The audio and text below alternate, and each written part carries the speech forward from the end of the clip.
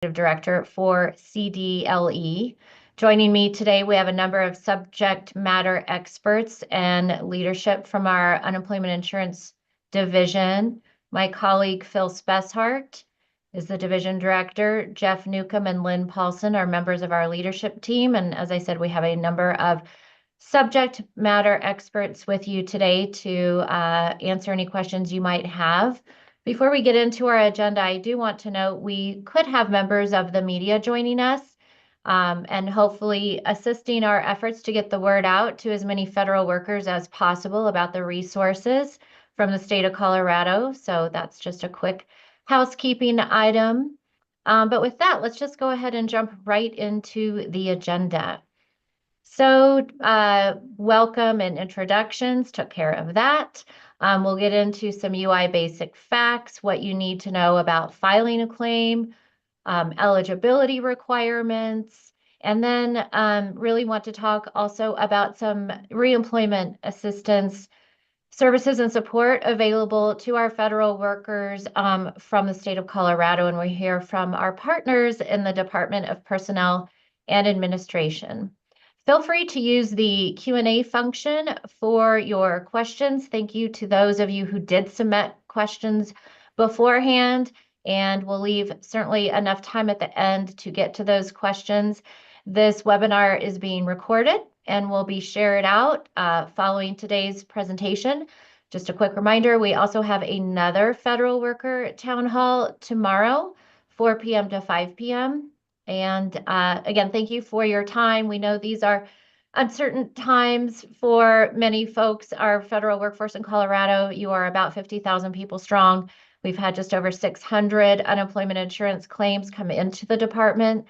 And we certainly want to be prepared to assist you with any unemployment insurance claim questions, and then also provide you with those support services to help you meet your reemployment goals. So with that, I'm going to turn it over to my colleague, Phil Speshart. Hi, good afternoon, all. And we hope that this information we provide today will provide you some assistance during what we know is a very tiring, frustrating, and scary time for many of you at this point in time. So hopefully we can answer some of your questions ahead of time related to these slides we'll go over here, and others we will answer as we get to the end. But unemployment insurance, the basic facts for you, is that unemployment insurance benefits can last up to 26 weeks in the state of Colorado. So your individuals are potentially eligible for 26 weeks of benefits. We'll talk a little bit more about that later because what someone may receive is different based on job separations. Benefits on an unemployment claim run at approximately 55% of what your current weekly wages are, and that employers may not prohibit a worker from filing for unemployment insurance. I'm going to amplify this one again. Employers may not legally prohibit you from filing an unemployment insurance claim. There have been rumors out there for some of you federal employees that may have been told you cannot file a claim, you are not eligible. The employer cannot prevent you from filing an unemployment insurance claim.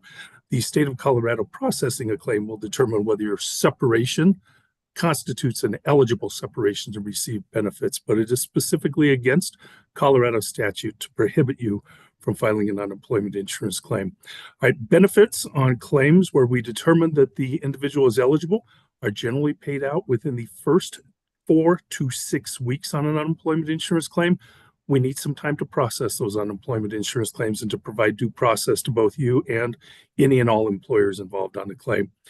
Employers pay into unemployment insurance based on wages paid. So this is a program that is funded only by taxes on employers. And then in the case of the federal government, only based upon reimbursements that the federal government provides to us after we have paid out unemployment insurance benefits. Next slide. All right, so again, what I'm getting at here is that we are an eligibility program. So what do you need to potentially be monetarily qualified for an unemployment insurance claim? You must have earned at least $2,500 in wages during a period known as your base period. The base period, those of you who like to have the legal definitions, are the first 4 of the last 5 completed quarters before your claim starts. You're always filing a claim in quarter number 6 if you're trying to figure those quarters. As an example, if you were filing an unemployment insurance claim today, or from roughly the first full week in January all the way through at least today, you file your claim during quarter one of 2025, the value of your claim or the base period would look at wages earned in quarter three of 2024, it's quarter three. These don't look quite right. It's quarter four of 2023, quarter three of 2024, quarter two of 2024, quarter one of 2024. Let me put that in plain English for all of you. If you're looking on a calendar, it's going to be based on earnings that you had and all the employment that you had from October 1st of 2023 through September 30th of 2024. All right, in order to be eligible for unemployment insurance benefits, your job loss must be through no fault of your own.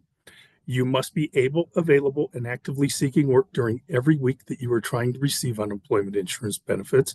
Again, the amount that we pay on a weekly basis is a percentage based on those base period wages that we talked about. You will also be required to, and we ask you to do this as soon as you complete your claim, register with connectingcolorado.com within 7 days of filing your claim. If you do it right after filing your claim, then obviously you have that done and you're not forgetting it within those 7 days. Forgetting to do that can hold up and prevent payment on your claim. Most importantly, when you are unemployed, you need to certify or request payment every week. If you stop certifying payments, it closes down your claim goes into an inactive status, and you can't receive payment for any weeks that you did not certify. Think of this as if you were punching a time clock in order to get paid. So best way to do this is to remember that every Sunday after you have filed your claim, after the first week is ended, you should be going into MyUI Plus and completing your certification for the week. For federal employees here, make sure you file in the correct state. Wages do not exist in any of the states on your federal claims until the time you file a claim. And those wages are only assignable from the federal government to the state wherein you had your last duty station. So this will be important, and you should be able to find that if you have it. Some of you have not received them, but if you have your SF50, it should be on there. You'll also find your SF8 very helpful because it will provide some other clues so that we make sure that we get the right employer account for those agencies to send documents to the right place. We'll move on. Next slide. All right. So again, who can apply for UI? Again, I am going to specify it again. Anyone. Your employer cannot ever, ever, ever stop you from filing. Don't let any employer tell you you cannot file. Still file your unemployment insurance claim regardless of them telling you that. Now, it's the reason for your separation and other factors that will help determine if you are ultimately eligible for unemployment insurance benefits. So, which of you should file in Colorado? If your last duty station is listed in Colorado, then you're going to file your unemployment insurance claim in Colorado. If you have had employment since being laid off from the federal government, you will need to file in the state of that employment, but then you also need to be aware of when filing in that state where your last duty station was, because if you're filing that way, the federal wages would be assigned to Colorado, but then ultimately transferred to that state. If you are a federal employee whose last duty station was outside of Colorado, but have worked here since your federal separation, then you should again file in Colorado. File right away after your last day of work. Again, for some of you, remember what I discussed though early on. If you are a probationary employee, remember what I talked about that base period.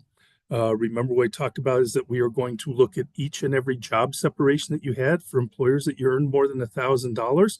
So when determining, do I file today or do I wait for a quarter change, which will be the first full calendar week in April, which will then look at your entire 2024 wages, is that we will determine how much you can receive on an unemployment claim based on all those separations for those employers within the base period. So if you had federal government employment and you were laid off recently from the federal government, but you quit all those prior base period employers, it is possible that there would be reductions on that 26 weeks that we gave you, leaving you either all 26 weeks, some 26 weeks, possibly none of those 26 weeks. Again, just things you should think about before trying to file. I know some of you are struggling with, well, we're potentially being called right back right now, so do I still need to file? So just things to file away in the back of your head. So, next slide. All right, so let's have you understand the claim process here because this can be difficult for some individuals. You file a claim. All right, now what's happening to my unemployment insurance claim? How long is this going to take? Remember early on, I told you it takes about 4 to 6 weeks. It's 4 to 6 weeks to process an unemployment insurance claim. So best way to do this is to file your claim in MyUI Plus.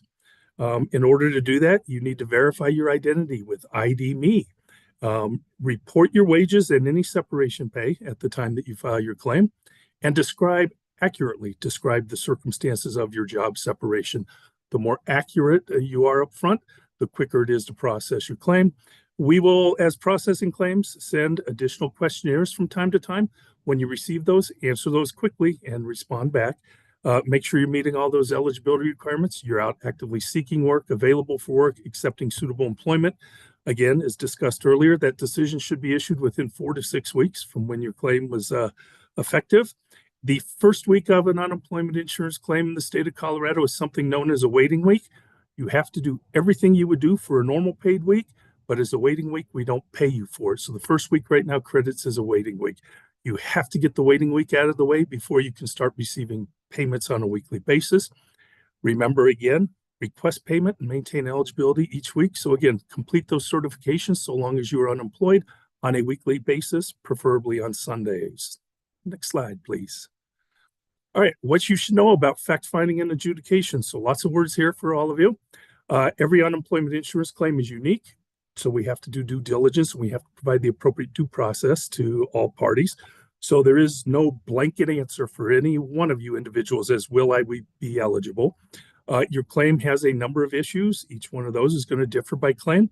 So all those need to be investigated, whether it's wages, the reasons you're unemployed, and or your identity. We will reach out to both you and your employer regarding those issues, provide the appropriate due process.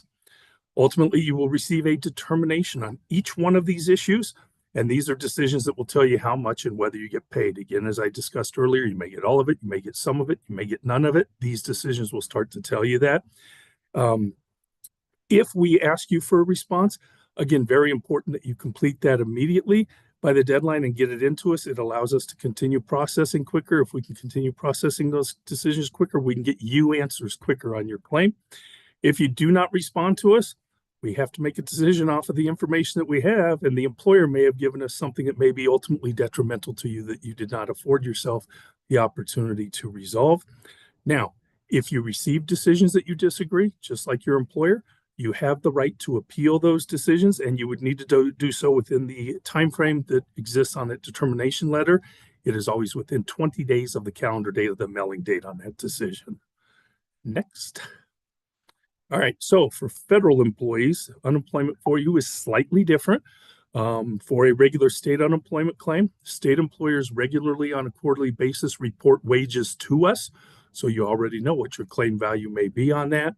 However, the federal government is not required to do that. They do not do that till sometime after you filed your claim, and then they submit it through paperwork. So not necessarily the most efficient system in the world, but that's the one we have from the federal government. So it helps us to get this information from your agency if we have the correct agency from you. That way we are asking the correct agency for wages. If we ask the wrong agency, they send it back to us, say, we don't know who you are. And then we come back to you and say, hey, we need more information on who your agency was. So the best way to be able to file is if you have your SF8 and if you have your SF50 to utilize both of those. And we would actually ask you to upload those when you're filing your unemployment insurance claim. The importance of that SF8 is that it gives you the correct agency name and address to send our request to. It should also have an agency code in an upper left-hand corner. You will find that code helpful when trying to go through drop-downs to find the proper agency. For instance, if you work for you may not necessarily know you work for Department of Interior because you work for something sub under there, but then you will find it as Department of Interior and then something else within there. The SF50 is important because that's wage and separation information that we need to determine your benefit amount. And this also lists your duty station. And then please submit additional proof of wages if you don't get your SF50, so pay stubs, bank deposits, etc. This all helps us in case the federal government does not respond to our request for wages to potentially utilize wages you provided and be able to pay you if we determine that you're eligible for benefits. Next slide, please. All right, so more for you is that the notice of wages reported and possible charges is a form called ES 935. Initially, you may receive this form and it may show 0 wages, right? That may scare you that you see there's no wages on there.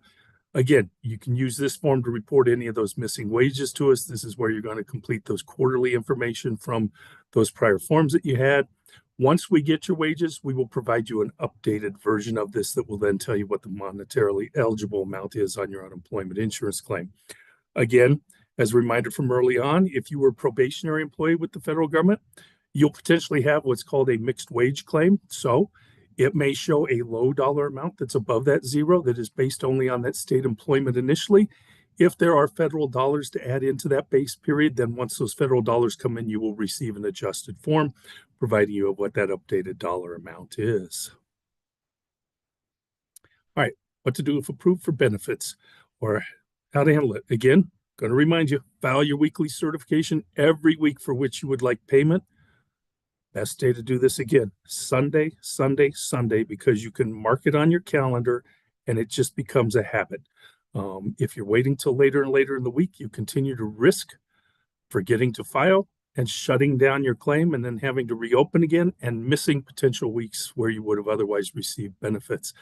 Actively search for work each and every week. Be able and available for work each and every week. If you actually work and have earnings, be sure that you're reporting them properly during that week in which you earned them, not necessarily when you got paid. And then understand that you can earn up to 50% of whatever your weekly benefit amount is, and it doesn't even impact the benefit amount that you receive. You still have to report it to us, but it does not change the dollar amount that you receive in benefits. Once it's over 50%, it reduces dollar for dollar until the point that if you earned equal to or more than your weekly benefit amount, we just wouldn't pay you during that week. That doesn't mean that you won't be eligible the following week if you're earning less. And again, I'll remind you, quickly respond to any additional information requests that we send you. Sometimes we will note you may get email requests. We send out a lot of email requests. You may need to be checking your spam folder and looking for something that says CDLE-UI alerts. Those will notify you that there is information in your correspondence or in your inbox to review. We will not send you links in an email. If you receive emails that have links, do not click on those links. Those could be fraudsters. Make sure that anytime you were going into MyUI Plus, you were doing so directly through the proper link in which you were initially filed your unemployment insurance claim. Next slide, please. All right, and then we're going to have you manage your claim in MyUI Plus. So it's a lot of words I'm giving you guys on a lot of slides here. So hopefully you're all storing up a lot of questions for the rest of the subject matter experts here. So manage your claim. You file your claim in MyUI Plus. You do your weekly certification and payment requests in MyUI Plus. Respond to fact-finding questionnaires that we may send you in MyUI Plus. You can check your claim status in MyUI Plus, update your account information, reopen your claim. There will be some of you out there who may ask questions. I've just been told I'm going back to work this week thanks to a judge or thanks to a court case, but something may happen later. Well, then you stop certifying weekly benefit amounts. That's going to temporarily close your unemployment insurance claim that is valid for a year. If something happens later, then your claim is still here and valid for that year-long period. Then you would come into MyUI Plus and reopen it at that point in time, reporting the additional separation at that point in time from the federal employer. The system also allows you to, the following year, access your 1099-G, upload any documents that you may think will assist us in determining your eligibility, and to view claim decisions and other correspondence. I will note one thing here. In order to generally view correspondence sent from us, you will need to temporarily turn off pop-up blockers. If you do not turn off a pop-up blocker, you won't see the decision. You'll start freaking out. You'll be trying to call us at the call center. And if more and more you try and call us at the call center, that means sometimes there's difficulty getting into the call center if there's a whole lot of you calling for that. Also, let's say there are multiple decisions there. You have turned off your pop-up blocker. You've opened one decision. Make sure you close that decision before you try to open another one. If you don't close that first one, you're going to be sitting there going, where's the second one? I don't know where the second one is. Unfortunately, right now, the system only allows that one extra window to be open at a time. So hopefully that's helpful for you as you're looking for decisions. All right, next slide. All right, folks, I'm done speaking at you at this point in time. We're speaking with you. I'm going to hand it back over to my colleague, Shara Haven, whose voice probably sounds far better than mine when she's speaking through these slides. Thank you, Director Spethart. We will give you a break for a moment here. I do want to, and we'll get to, again, some of the items in the Q&A as well as previously submitted questions. I do know there's two questions we're seeing quite frequently coming in, and we'll want to spend time on those today. One is what to do when you were separated and then were requested to return to work. Specifically, do you have to accept that return to work offer? So we want to get into that. And then what happens if you do refuse to return to work? Along the same lines, if you receive benefits while you then receive wages, if you return, what does that look like? So we definitely want to spend time on that. But before we get to that, wanted to highlight a few of the reemployment support services throughout the state's workforce system and from the Department of Labor and Employment.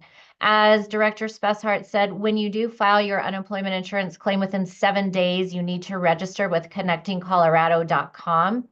That is the state's jobs database. Currently, there are over 60,000 jobs in connectingcolorado.com. So it was mentioned earlier, it is a requirement to be eligible for unemployment that you are actively looking for work, and this is a resource available to you.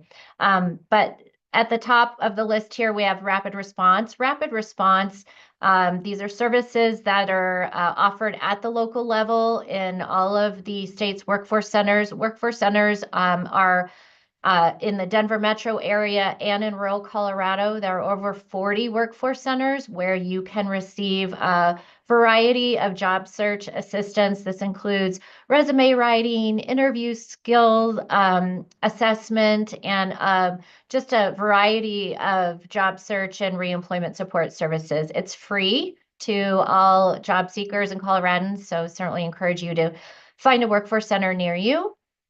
Connecting Colorado, as I mentioned, also a number of virtual and in-person hiring events and job fairs across the state in partnership with the workforce centers. The Department of Labor and Employment also houses the State Apprenticeship Agency. There are a number of apprenticeship, work-based learning opportunities available to job seekers. And Civic Match. This is a partnership with a nonprofit organization whose mission is to connect federal workers with other government and public sector work, and there's a link there. This deck, again, the recording of the webinar will be sent out after today's town hall. And with that, I'm going to turn it over to Jessica Green with the Department of Personnel and Administration to showcase a few opportunities within the state of Colorado. Jessica. Thank you so much, Cher. So good afternoon. My name is Jessica Green. I'm the statewide Deputy Chief Human Resources Officer here at the state of Colorado Department of Personnel Administration. I've proudly worked at the state of Colorado for 7 years in a number of departments, and I'm here this afternoon to provide some information about employment opportunities at the state of Colorado. And so the state of Colorado is always looking for talented people to serve in state government. As federal employees, I think this group knows more than most the value and impact of public service on our citizens, and we would welcome anyone who is interested in continuing their career in public service to apply at the state. And so today I want to share with you, and we will drop in the chat, 2 links. The first is a link to the State of Colorado job board. And can you see my screen? Okay, it should be showing the job board. That's perfect. Okay, great. So the state has over 500 jobs currently posted in fields ranging from professional services, healthcare, information technology, labor trades and crafts, physical sciences, administrative support, and enforcement and protective services. So if you name it, we have a job for it here at the state. So on the job board, you can search for jobs in this search field here by categories and keywords. You can also sort and filter jobs using these buttons on the right-hand side. So you can look for a particular location, you can look for a particular department if you're interested, or job type and salary. And then on the left-hand side of the job board, you can look at a number of resources, including signing up for job interest cards. So if you're interested in a certain job, you can get reminders or notifications when those jobs are posted. You can see some FAQs about applying to the state of Colorado and other helpful resources here. Every job, if you click on a job you're interested in, will post information about its location, salary range, and the work for the job in the posting. I think one thing that's important for this group to note is that the majority of our jobs here at the state of Colorado do have a residency requirement. So they do require you to be a resident of the state of Colorado. Now, there are some exceptions, and you can look at residency requirements under type of announcement on the job posting. So, for example, this geospatial analyst job is open to Colorado state residents. There are some jobs, and I found one a moment ago. So, this is an adjunct professor. You'll see here this announcement is not governed by the personnel system, and applicants will be accepted for both residents and non-residents. So something to pay attention to. Each job posting will also have contact information at the bottom. So if you see a job that you're interested in, but you have some questions, you can scroll down to the bottom and it will have contact information for that department human resources team where you can ask questions. As you apply for jobs to the state of Colorado, one of the things that is important to note is that human resources professionals and hiring managers will look at your application. You are welcome and encouraged to upload a resume, but when we're looking through job applications, we're looking at the actual application itself. So it's very important to make sure that you fill out the application for the job in the system in its entirety. And not only that you meet the minimum qualifications for the role, which will be posted in the job announcement, but you're one of the top candidates. So in your application, you're demonstrating that you meet the minimum and preferred qualifications, which are listed in the job posting. We are also going to share, and the second link I want to share with you today are benefits for the state of Colorado. So I'm happy to say that the state of Colorado offers great competitive benefits around retirement, health coverage, wellness programs, professional development. And so we'll also post that link in the chat so you can check those out. It's very quick overview for today, but welcome, and we would love for our folks who are interested in continuing their career in public service to apply. Appreciate the time. Thank you, Jessica. Okay, our subject matter experts have been responding to the questions submitted in the chat, and we will read some of those here in a minute. Before that, though, we're going to get to previously submitted questions that have come through either this town hall or previous town halls. So I'm going to take the first one. I'm going to send this to Phil Spessart. If I took the voluntary separation agreement, can I still get UI benefits? Well, you can still file for unemployment insurance benefits. And again, it's going to be the reason for your job separation and other factors that will help determine if you are eligible for benefits. And so you'll have a chance to upload copies of any letters you receive or agreements you signed in your claim submission. So we're going to look at what you believe may have been reasonable. So I will tell you this only because I have seen a copy of that letter. If you have a copy of the fork in the road letter, make sure you attach and upload a copy of that, because there are certain things within there that might lead you to believe that if you didn't accept that anyway, you might have otherwise been terminated or laid off, or someone else might have been terminated or laid off. So again, anything you think assists your cause in, yeah, I quit, but I think I may still be eligible for benefits because of this, we want you to be able to upload that information. And again, we'll make those decisions, right? So sometimes two people's separation at face value will look identical, but then based on the information that is submitted and used to process that claim, end up with very different results. So again, everything you think helps your case, we want you to upload. Thank you, Phil. Lynn Paulson, can I still file if my employer said I was fired for performance reasons, but I had good performance reviews? Are you able to help with this one? Yes, you may still file for unemployment at any time. If you disagree with the reason that you were let go, you'll receive a request for information related to that, and you should absolutely describe that in the document with your application. You can also upload any of your review documents that are positive with your application submission or responses to questions that you are asked to reply. And we will look at the information from you as well as your employer during our fact-finding process. Thank you, Lynn. This is an easy one. I will just take it. I believe I was fired illegally. Can I still file for UI? Yes, you can. As Phil said, your employer may not prohibit you from filing for unemployment insurance benefits. Jeff Newcomb, I was let go and then reinstated to my position. How does this impact my unemployment? Can you take this one?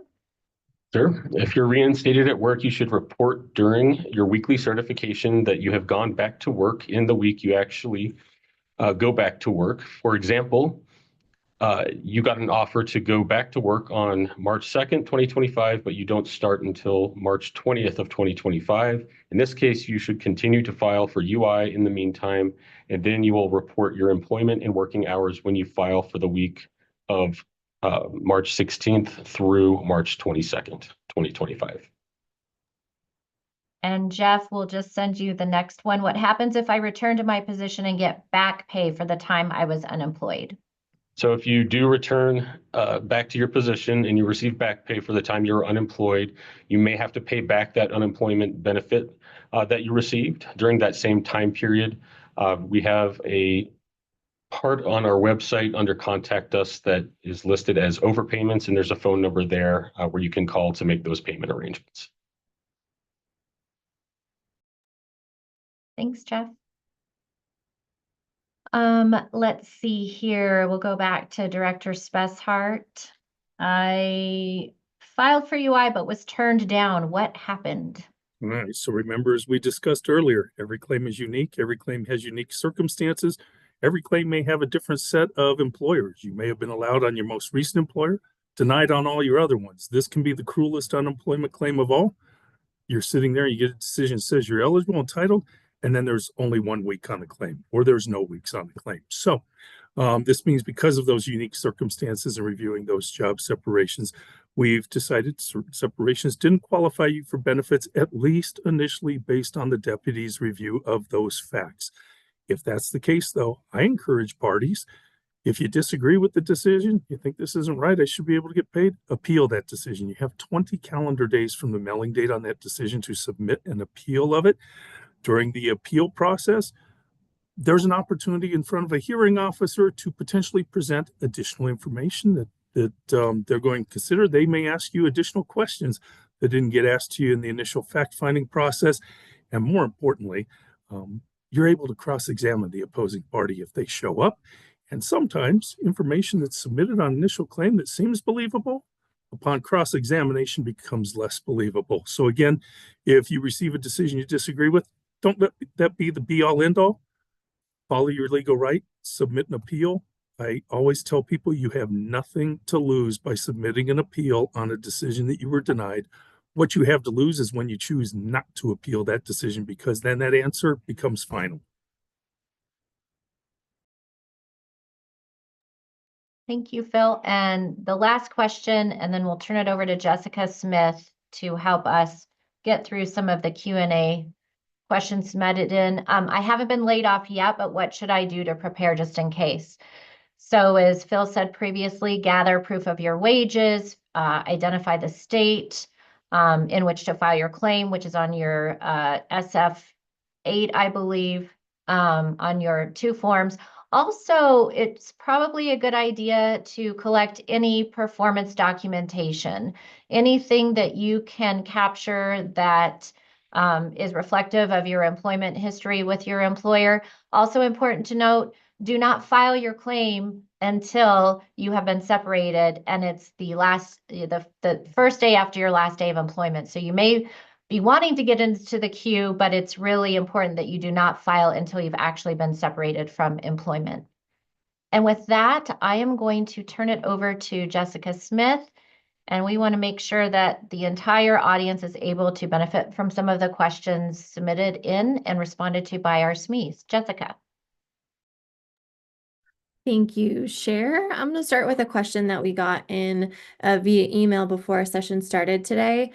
Jeff, I'm hoping you can answer this one. The question is, how can I secure an appointment at the CDLE office and correct my identity in person? So there is on our website, there is a section for under Contact Us for setting up appointments. I will note that appointments are generally granted for circumstances where you need technical assistance. We don't do in-person identity verification in our local lobby location. The best course of action for verifying your identity is to do it through ID.me. There are support options that we have on our website for how to get through the ID.me process.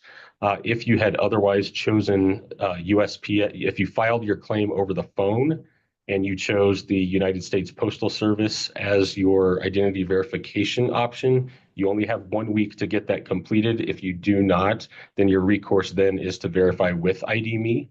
ID.me has their own service options. If you're unable to get through the different options that they have, one will allow you to provide your information at an ID.me kiosk. We have those locations at some UPS stores throughout the state, and it should direct you to the kiosk that is closest to you.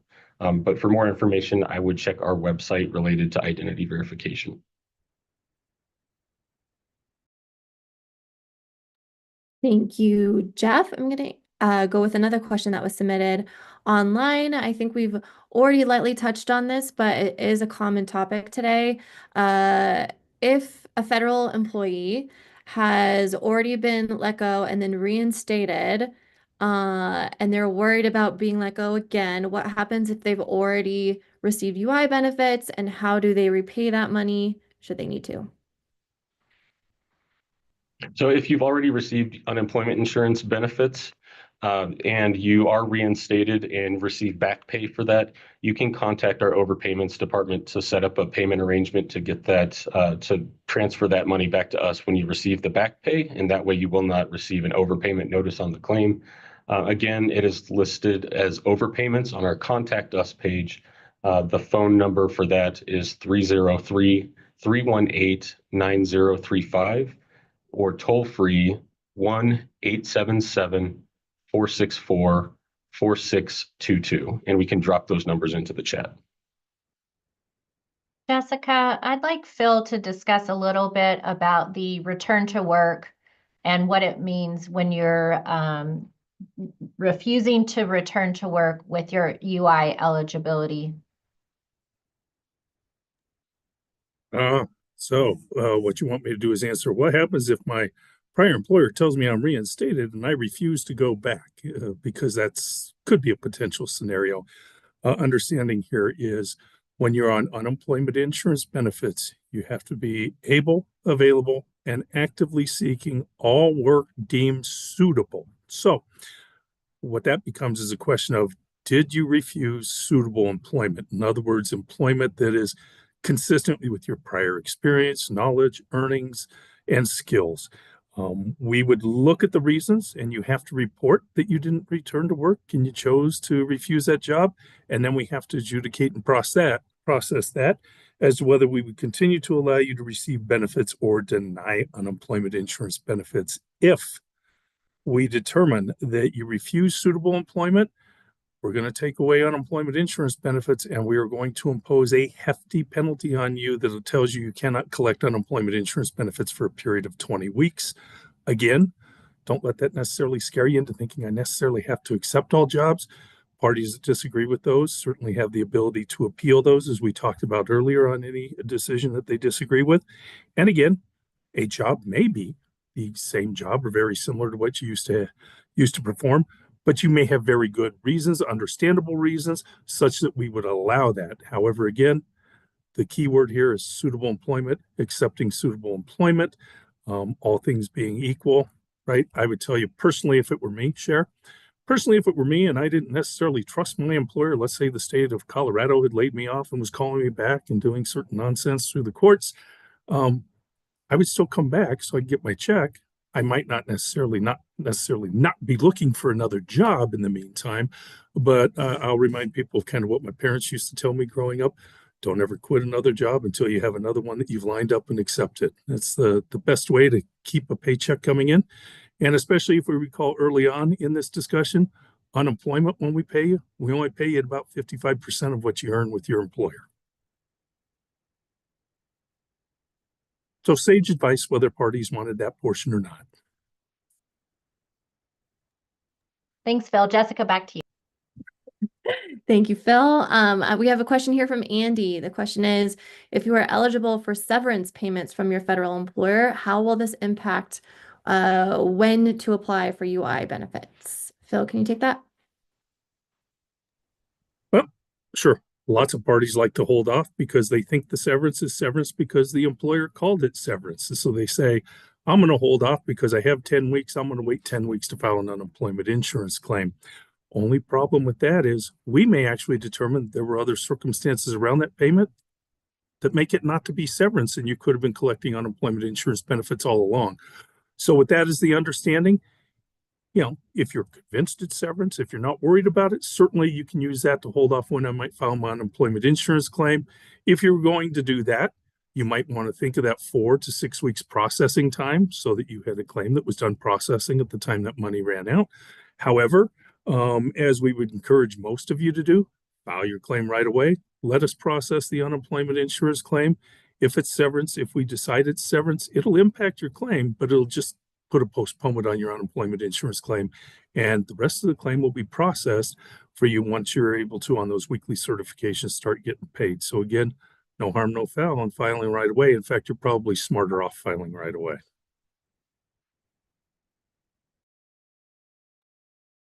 Thanks, Phil. I'm going to ask a question that has come up a couple of times too. A couple of folks are asking what to do or any advice we can give if they did not get the SF8 or SF50 and they're not able to get in touch with their federal employer anymore for various reasons. So Jessica, I'm going to go ahead and take that one. So while we would love for people to be able to provide the forms that are listed as most commonly used at this point, because we are aware of some of the circumstances surrounding the ability to get those documents, we will accept the documents that you have available. So pay stubs, W-2s, information associated with that. So please do not think that you cannot file a claim for benefits because you don't have those specific forms. We want to make sure that we're taking whatever information you have available into consideration. So please do file using pay stubs or other documents you may have available and access to.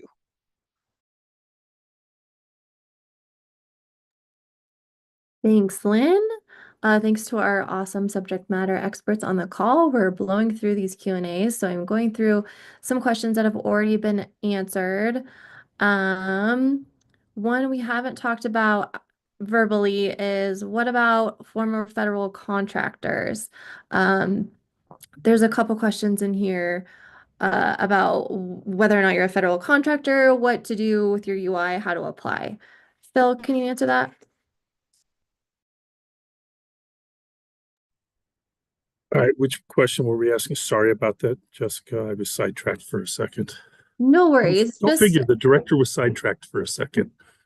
if you can just cover for federal contractors how they would go about their unemployment claim, Sure. just like any other Sure, you're unemployment.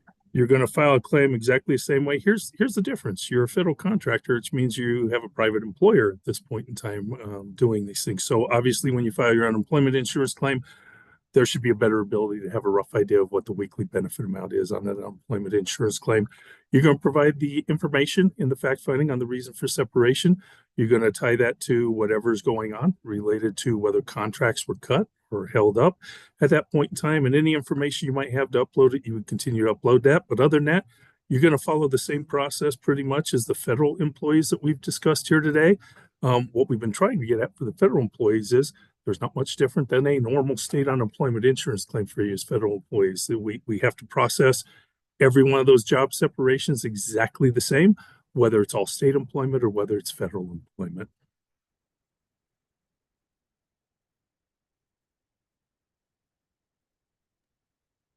Thanks, Phil. Let's see if there's any topics in here that we haven't covered yet, but it looks like we're doing great. If anyone has questions, feel free to drop it in the Q&A.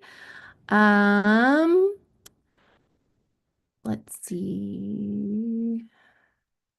Jessica, while we're doing that, let's go ahead and display some of the additional resources that we've stood up recently for our federal workers.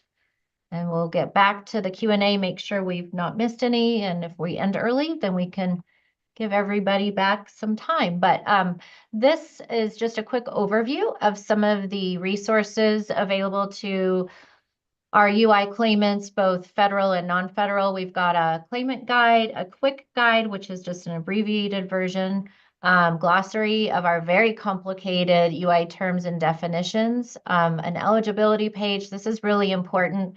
As Phil said, it's not just the circumstances of your separation that determine your eligibility, it's your continued eligibility, which includes searching for work, certifying weekly if you're still out of work, looking for work, and other eligibility items, including that registering for work at connectingcolorado.com. We also have a weekly claimant email we send out to all UI claimants. I think right now we're sending this to about 30,000 claimants a week. Resources and tips and tricks on maintaining your eligibility. And again, this will all be sent out after today's webinar. Jessica, any other questions that we have not gotten to? We just got a new question. We've covered this topic, but we can cover it again from Marin. I've been reinstated, so my UI claim will close. If I'm laid off again, will it still take 4 weeks to get my UI claim reopened? Lynn or Jeff, would you like to take that one? So it depends on what the separation is. If we've already done all of the work from your claim when it was filed originally, it should not technically take as long. If you are laid off from your employment, it should actually go much quicker. It depends on how many more issues are established when you reopen your claim and start your certifications again. So if you do become unemployed again, we do highly recommend that you file immediately so you can get that process rolling. But ultimately, if all other issues have already been adjudicated and you've received decisions for them, it should not take as long.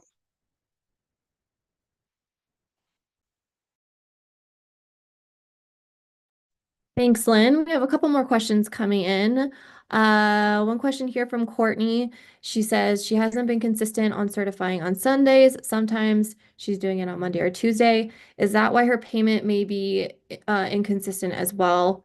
For example, during her waiting week, she was paid once, and then the next week she had a $0 amount.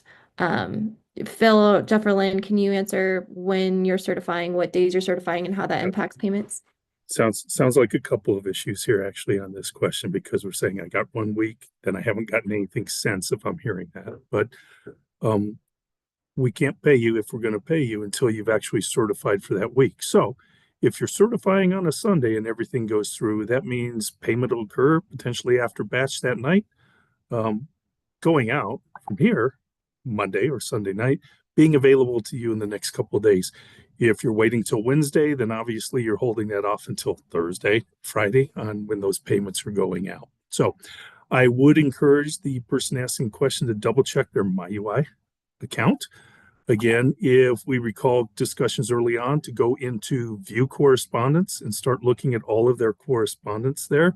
Again, remembering to turn off your pop-up blocker. Remembering that after you've read one correspondence, close it, because it will only open one unique window. So you have to close that window to open additional correspondence. And make sure that there weren't base period employers on that claim that we said you separated for disqualifying reasons. Reason I'm saying that is this is saying I got paid once. So there's a very real potential that there was one employer in the base period that was a state employer. Person was a probationary federal employee, separated for valid reasons, but none of that federal employment was in the base period. That leaves only 1 week on an unemployment insurance claim. If that's the case, then you want to appeal that decision. Just as we've discussed, you have nothing to lose by appealing, number one, and continue to certify on a weekly basis so that weeks are stored in the system, so that if you are successful on an appeal and money is put back in the claim, you receive payment for those back weeks that you've been submitting on. So again, there's a couple of things potentially within that question. Jessica, Jeff, Lynn, anything else you can think to add on that the question? Nope, you're a pro. Thanks, Phil. We have a question here from Cynthia that I'm hoping Jessica or Laura, our friends at DPA, can answer. Her question is, I'll be retiring early under para, and she's curious if the state considers the benefits of hiring federal annuitants, as we can ask for less pay since we are already receiving a small annuity. Is there a separate way to apply for those state jobs if you are a retired federal worker?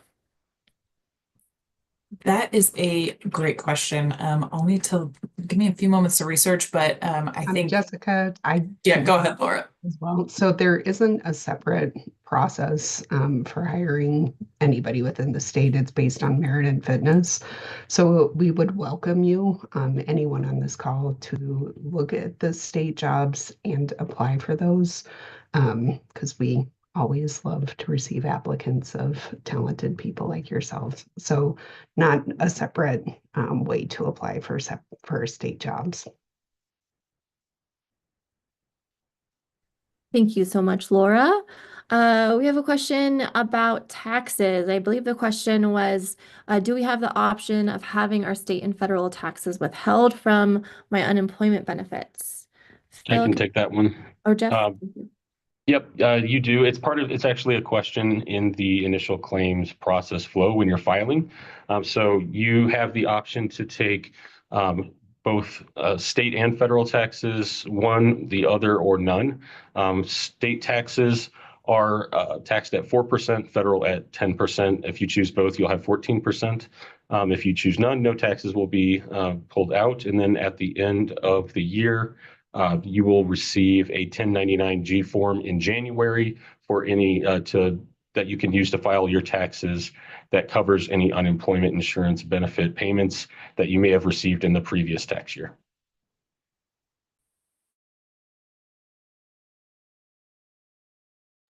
All right, I believe we've gotten through all of our questions, covered a lot of topics, so I'm going to hand it back over to Cher for final thoughts.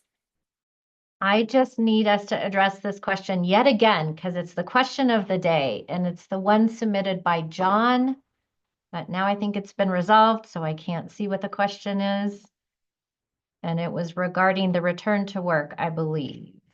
Jessica, can you find that? I dropped it in the chat. To clarify for John, for those of us that have received the reinstatement email but have not yet received any back pay, should they continue to submit claims until they do receive the back pay? And once they do receive the back pay, then they need to reach out to, I believe, UI to determine how to pay them back. Phil, can you just go over that one more time? Sure. Although I think Jeff handled it very well when we did it before. So you have not yet returned to work. You've been told I'm going to return to work. If they haven't given you a date yet, you would continue submitting your weekly certifications, continue to try to get compensated for it. In the meantime, if they've given you a particular date, oh, we're bringing you back on this date, you're going to file your certifications all the way up through that week ending. And if you start working during that week, you would start reporting your hours and earnings on that week. Subsequent to that, if you're back full time, or they put you on that quote unquote administrative leave, but they're paying you, then what you would do is stop filing weekly certifications, which will close down your claim. Jeff, anything else you want to tell them on that one? Because again, I do think that's going to be the question of the hour for folks, because that's the most recent thing that's going on for all these poor folks out there. Yep, and I would say that due to the uncertainty, I would not take chances. I would go ahead and file. Doing repayments of those back pay benefits is easy. It's something that we can do with our benefit payment control department. On our Contact Us page, it's listed as overpayments. They have their own dedicated phone line.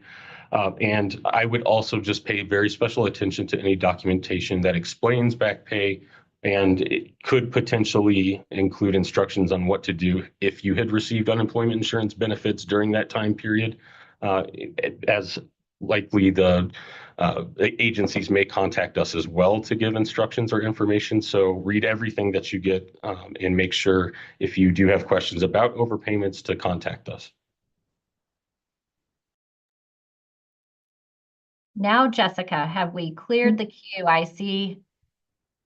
Yep, we've got a few new questions coming in. Let's start with from William, may we apply for work skills education assistance even if we reach the benefits payment limit?